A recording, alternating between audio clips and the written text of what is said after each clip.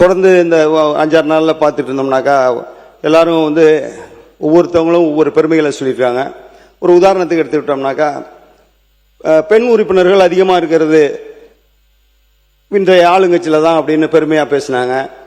வாழ்த்துக்கள், எனக்கும் மகிழ்ச்சி. அது அதே நேரத்தில் ஒரு வேட்பாளராக வரணும்னா அவர் வாக்காளராக இருக்கணும். அந்த வாக்குரிமையை பெற்று தந்தது திராவிட இயக்கம்.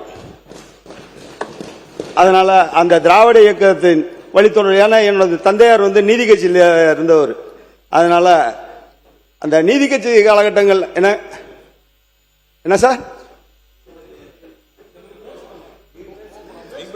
இல்ல அதனால எப்படின்னு கேட்டீங்கன்னாக்கா அந்த வாக்குரிமையை பெற்று தந்தது நீதி கட்சி, திராவிட இயக்கம். அதனாலதான் வாக்காளர் தான் வேட்பாளராக வர முடியும். இன்னைக்கு அதனாலதான் வேட்பாளர்களா இருந்து இன்னைக்கு அதிக எண்ணிக்கையில பெண்கள் இருக்காங்க. ரொம்ப மகிழ்ச்சி. மாண்புமிகு பேரவைத் தலைவர்களே, ஒரு சின்ன கருத்து. உரிமையை பெற்றுத்தவது மட்டுமல்ல, உரிமையை கொடுக்க வேண்டும். பெண்களுக்கு உரிமை கொடுத்தாலும் பேப்பர்ல கொடுத்தா பத்தாது. அந்த உரிமைகளை சட்டமன்றத்தில் நிரூபிக்க வேண்டும். காமிச்சாதான் அது நம்ம கொடுத்த உரிமைக்கு உண்டான சமநிலையா இருக்கும். நன்றி. மாண்புமிகு பேரவைத் தலைவர் அவர்களே, இப்ப உணவுத்துறை அமைச்சர் சொன்ன கருத்து அதுல எனக்கு மாறுபட்ட கருத்து இல்லை. எவ்வளவு பேருக்கு உரிமை கொடுக்கிறோம் அப்படிங்கிறது மாத்திரம் சட்டமன்ற தேர்தலில் வாய்ப்பை வழங்காது. நாங்க எத்தனை பேர் பெண்களுக்கு வாய்ப்பு கொடுத்தா எதிரணியில நிக்கிறவங்க ஆண்களா இருந்து ஜெயிச்சு வந்தாங்கன்னா எப்படி அந்த வாய்ப்பு கிடைக்கும்? ஏன்னா இதுல ஒதுக்கீடுங்கிறது இதுவரைக்கும் இடம்பெறல. தொழில்துறை அமைச்சர் அவங்க வாய்ப்பு கொடுத்தது எங்களுடைய தலைவர் மட்டும்தான். எல்லாரும் இன்னைக்கு புக்ல மட்டும்தான் உட்காந்து ஜெண்டர் ஈக்குவாலிட்டியை பத்தி பேசிட்டு இருக்காங்க. எங்களுக்கு அரசு சட்டமே தேவையில்லாம எங்களுக்கு ஜெண்டர் ஈக்குவாலிட்டிய ஒரு ஹிஸ்டரியா இன்னைக்கு படிச்சிட்டு இருக்கிறது தலைவர் முதலமைச்சர் அவர்கள் மட்டும்தான். மாண்புமிகு சமூக நீதித்துறை அமைச்சர் அவர்கள்.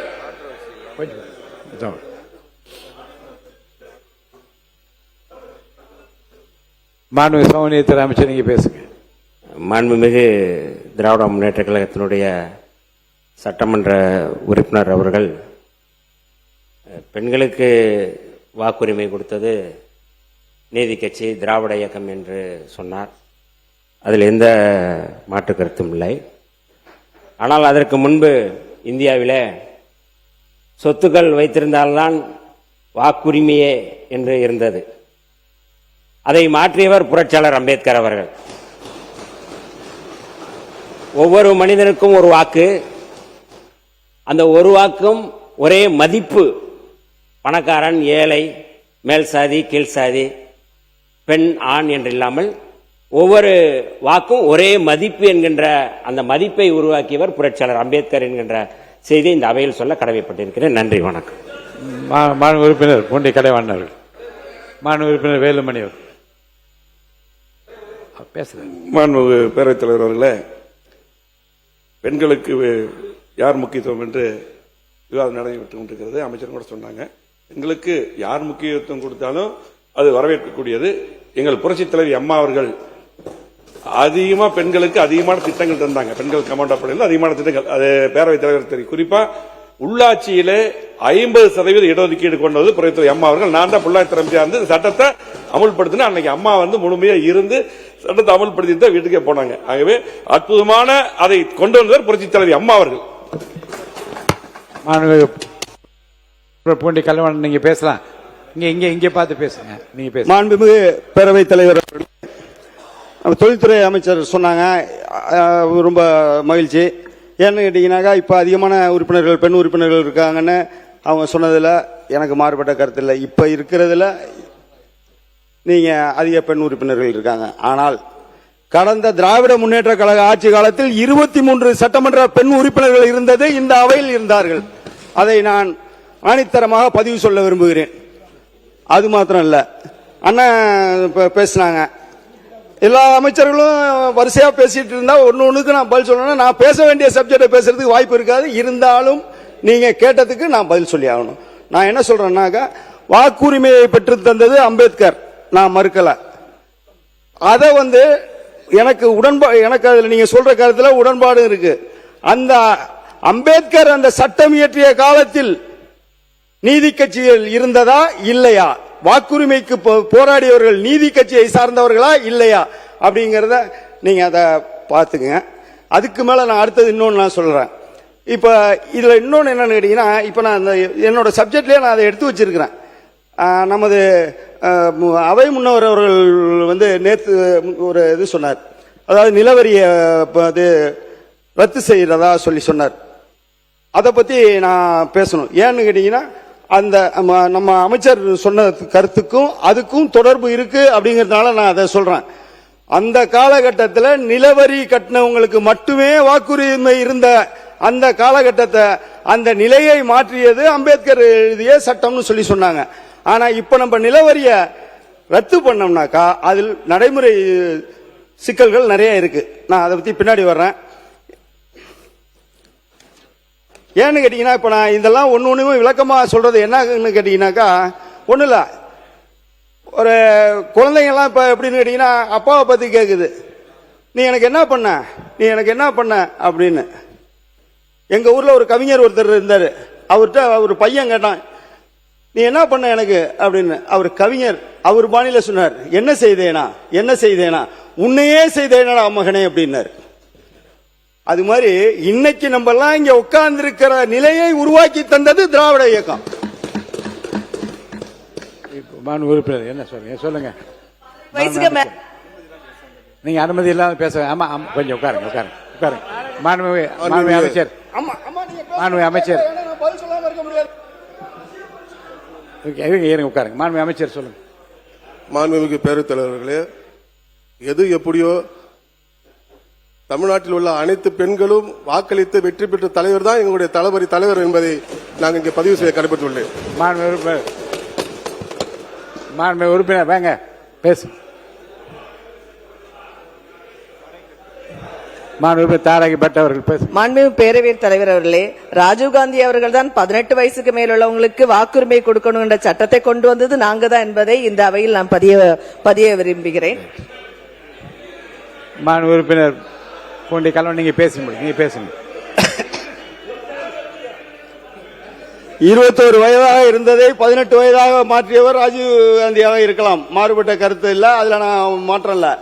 ஆனா எத்தனை வயசுல வாக்கு அளிக்கணுங்கிற தான் தீர்வு ராஜீவ் காந்தி அவர்களால் வந்துச்சு தவிர, யார் யார் வாக்களிக்கலாம்ங்கிறதுக்கு தீர்வு கண்டது திராவிட இயக்கங்கள் அப்படிங்கறதா என்னோட நிலைப்பாடு. வாங்க, நீங்க மானிய கோரிக்கை வந்துடலாம். இப்போ மானிய கோரிக்கை வந்துடலாம். இப்போ இது எதுக்காக சொல்றேன்னா, இன்னைக்கு எல்லாருமே திராவிட இயக்கம் என்ன செய்தது, திராவிட இயக்கம்னு சொல்லி கேட்டுட்டு இருக்காங்க. அதுக்காக தான் இந்த விளக்கத்தை நான் சொல்ற மாதிரி ஒரு சூழ்நிலை வந்துச்சு. இன்னும் சொல்ல போனா, இப்ப இங்க மருத்துவர்கள் நிறைய பேர் சட்டமன்ற உறுப்பினர்களா இருக்காங்க. அதுவும் எனக்கு பெருமையான விஷயம். அதுக்கும் எனது வாழ்த்துக்களை தெரிவிச்சுக்கிறேன். அதே நேரத்தில் அந்த மருத்துவ படிப்புக்கு திராவிட இயக்க காலத்துல தான், நீதி கட்சி காலத்துல தான் மருத்துவ கல்விக்கு மந்திர மொழி எதற்கு என்று கேட்டது திராவிட இயக்கம் தான். இல்லைன்னாக்கா இன்னைக்கு எல்லாரும் டாக்டரா இருக்க முடியுமா? மருத்துவர் சௌமியா அவர்கள் கூட இங்க இருக்காங்க, அவங்களுக்கு கூட இதை யோசிக்க வேண்டிய விஷயம். ஏன்னு கேட்டீங்கன்னாக்கா, நீங்க டாக்டர் இல்ல, அவங்கள உங்க வீட்டுக்காரங்களே எடுத்துக்கோங்க. ஏன்னா மருத்துவ கல்விக்கு மந்திர மொழி எதற்குன்னு கேட்டது திராவிட இயக்கம். இப்ப இன்னைக்கு அந்த சமஸ்கிருதம் படிச்சிருந்தாதான் மருத்துவராகலாம், மருத்துவ கல்விக்கு போலாங்கிற நிலையை மாத்துறது திராவிட இயக்கம். அப்படி இல்லைன்னாக்கா இன்னைக்கு உங்கள்கிட்ட இருக்கிற இத்தனை மருத்துவர்கள்ல எத்தனை பேர் மருத்துவராக இருக்க முடியும்? தயவுசெய்து எண்ணி பார்க்கணும்.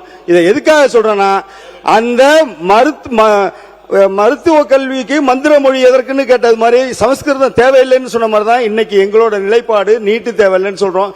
அன்னைக்கு எப்படின்னு கேட்டீங்கன்னா, சமஸ்கிருதம் வச்சிருந்ததை நாங்க முறியடிச்சோம்.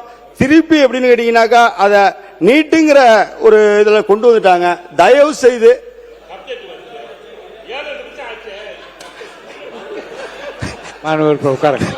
சரி, நான் சப்ஜெக்டுக்கு வந்துடுறேன். இன்னைக்கு எங்க தலைமையில் நான் பதில் சொல்ற மாதிரி தான் போக போகுது. ஏன்னு கேட்டீங்கன்னாக்கா, நான் சப்ஜெக்டே இன்னைக்கு பேசுறதுக்கு வாய்ப்பு இல்லை. அது மாதிரி பாத்தீங்கன்னாக்கா, கிராஸ் பண்ணதுல எல்லாம் நிறைய இஷ்யூஸ் இருக்கு. அதனாலதான் சொல்றேன். நாங்க ஆட்சி நடத்தினப்ப அற்றார் அழுபசி தீர்த்தல் அது ஒருவன் பெற்றான் பொருள் வைப்பு ஊழின்னு சொல்லி வள்ளுவர் பெருந்தகை சொல்லியிருக்காரு. அது மாதிரி நாங்க எங்களோட ஆட்சி காலத்துல நாங்க எந்த அளவுக்கு அடித்தட்டு மக்களுக்கு உதவி பண்ண முடியுமோ அந்த அளவுக்கு பண்ண வாசி எங்கள்கிட்ட வந்து திராவிட இயக்கம்ங்கிற ஒரு இருப்பு இன்னைக்கு இருக்கு. அதான் எஃப்டி மாதிரி வழி இல்லாதவங்களுக்கு உணவளிக்கிறதுங்கிறது எஃப்டியில பணம் போடுறது மாதிரின்னு சொல்லியிருக்காங்க, வள்ளுவர் சொல்லியிருக்காரு, நான் சொல்ல. அதே நேரத்தில் இன்னொன்று சொல்லியிருக்காரு, உருபசியும் ஒவ்வாப்பினியும் சிறுபகையும் சேராதிருத்தல் நாடுன்னு. அது மாதிரி நீங்க பண்ணி காமிச்சிருங்கிற ஒரு அன்பான வேண்டுகோளை வச்சு இன்னொன்னு சொல்றேன், உண்மைக்கு புறம்பானதும் வாய்மையிடத்தே புரைதீர்க்கும் நன்மை பயக்கும் எனில். ஏன்னா அந்த உண்மைக்கு புறம்பானதுங்கிற இடத்துல நான் ஏதாவது ஒரு வார்த்தையை சொல்லி அதை நீங்க அவை குறிப்பில இருந்து அதை நீக்கி இல்ல, அதனாலதான் சொல்றேன், யாகாவராய் நாகாக்க அதை யார்கிட்ட சொல்லணும்னு கேட்டீங்கன்னாக்கா, நேத்து மாமாவுக்கு ஜீவா கேட்கிறவங்கள்ட்ட சொல்லுங்க, நீங்க நான் வேணாம்னு சொல்ல. வாங்க சப்ஜெக்டுக்கு வந்துருங்க. நீங்க மானிய கோரிக்கை இன்னும் 3 உறுப்பினர்கள் பேச வேண்டும், 3 மணிக்குள்ளாக முடிக்க வேண்டும் என்ற முடிவு மாண்பு அமைச்சருடைய பதில் இருக்கிறது. மானிய கோரிக்கைக்குள்ள வந்து பேசும்படி கேட்டுக்கொள்கிறேன்.